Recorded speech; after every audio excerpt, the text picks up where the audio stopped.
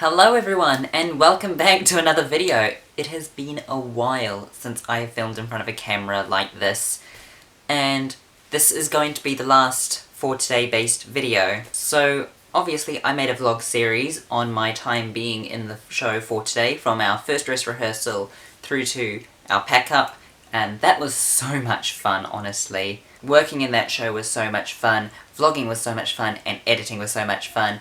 But now that I've finished working on Calvin, I'm sure that there will be certain people wondering, what do small actors do once a show finishes? For Today was definitely not an easy musical.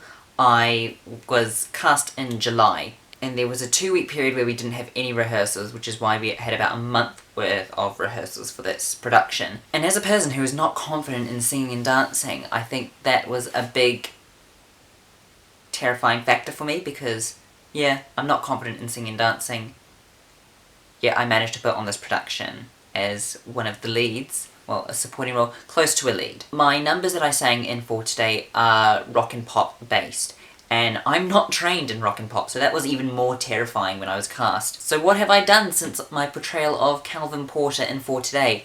I graduated high school, that's one thing for certain. I have my credits that I need to finish high school and everything, or college.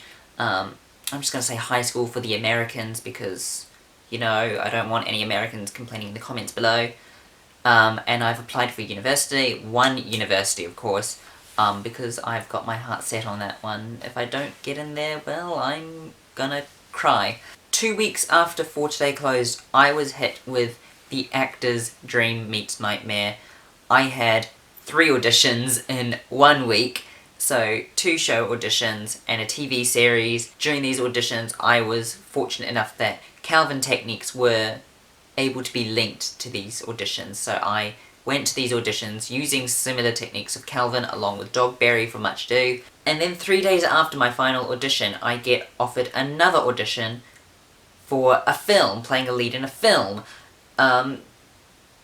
So I was offered 2 auditions for shows, 1 TV show audition where I was going to be auditioning for a lead, and then a film audition where I was auditioning for a lead. And then 1.5 weeks after that audition binge, I'm not offered, I'm asked if I'm available on a certain day to be an extra on an Australian TV show, which I didn't end up booking.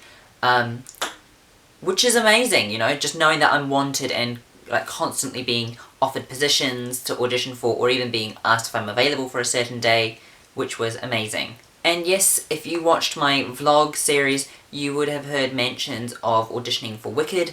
I am planning on auditioning for Wicked. Quite nervous about that, honestly. I'm really scared of what has to come from Wicked.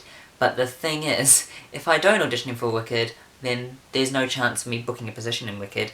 But if I do audition for Wicked, then there's a small chance of being accepted.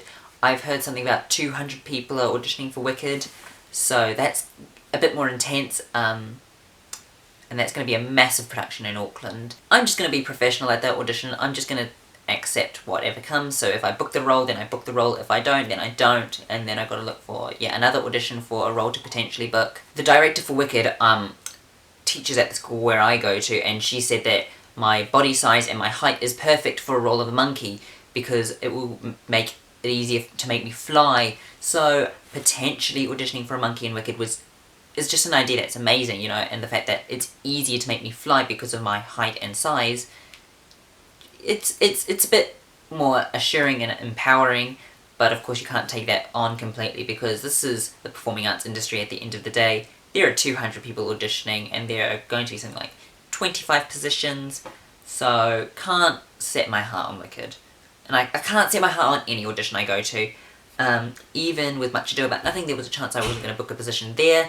For Today, there was a chance I wasn't going to book a position there either. Wow. You can tell I haven't done this for a while, because I am so weird around a camera. And in more news, my portrayal of Dogberry that I did in Much Ado About Nothing has been nominated for an Auckland Live Showdown award. So I have been nominated for Best Male in a Supporting Role in a Play, which gets announced on the 1st of November. I'm filming this in late October, like just under a week before the awards ceremony, so that's just amazing. I am planning on vlogging that experience as well. It's going to be quite exciting.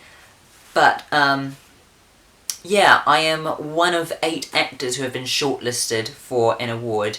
Isaac and Sophie have been nominated for awards as well, Best Male and Female in a Leading Role in a Play, along with our costume designer, who has been nominated for Best Costume Design in a Play. So that's something, that's exciting. What also happened is I saw auditions for the Lord of the Rings TV show, which is going to be done by Amazon, I believe. Planned to audition earlier this year. Turns out I'm too tall to be a hobbit. So, you know, just the idea of that is a bit upsetting, but that's acting. That's what happens. I'm not salty about it. I'm not complaining, like, that's what they want. I'm not what they want, so I have to accept that. It happens a lot.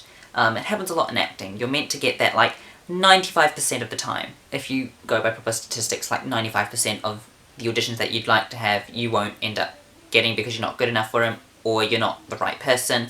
I'm sorry, but my family is, like, really loud right now. I'm really sorry about that inconvenience. Moral of the story is, actors go to loads of auditions, although I've never had this many auditions in my life before, but I've just been going to constant auditions since then.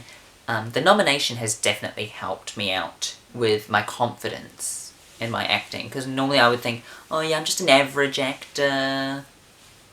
But since the nomination, I'm thinking, you know what, like, I might be average, but I'm good at what I do. And that's all come from this nomination and this amazing support that I've had from cast members and production team and audience members as well. That's been happening in my life, just auditions and a nomination. A nomination is amazing though, that's not going to happen to a lot of actors.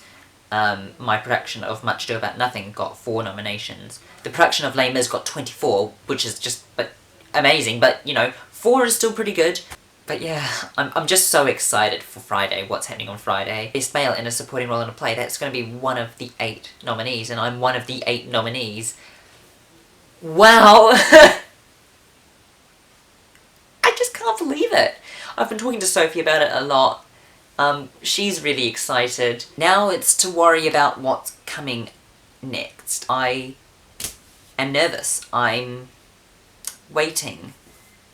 And I'm kind of scared, because I've finished off doing 56 performances my entire life. Not a lot. Better than nothing, though. I don't know what I'm doing next. I have no idea what's going to happen. Will I ever get another position? I hope so. Gotta have my fingers crossed. Gotta be positive. Gotta be healthy and everything. Gotta maintain myself. 56 performances my entire life. Not a lot, but, you know, I've made it to the 50s. I'm very close to the 60s, so that's something. So, thank you very much for watching this video. This is really weird for me to be in front of a camera. It's been a while, so I need to get back into that routine, really. Leave a like if you enjoyed it, comment something down below, subscribe if you haven't, because I make a new video every week, and I hope to see you in another video.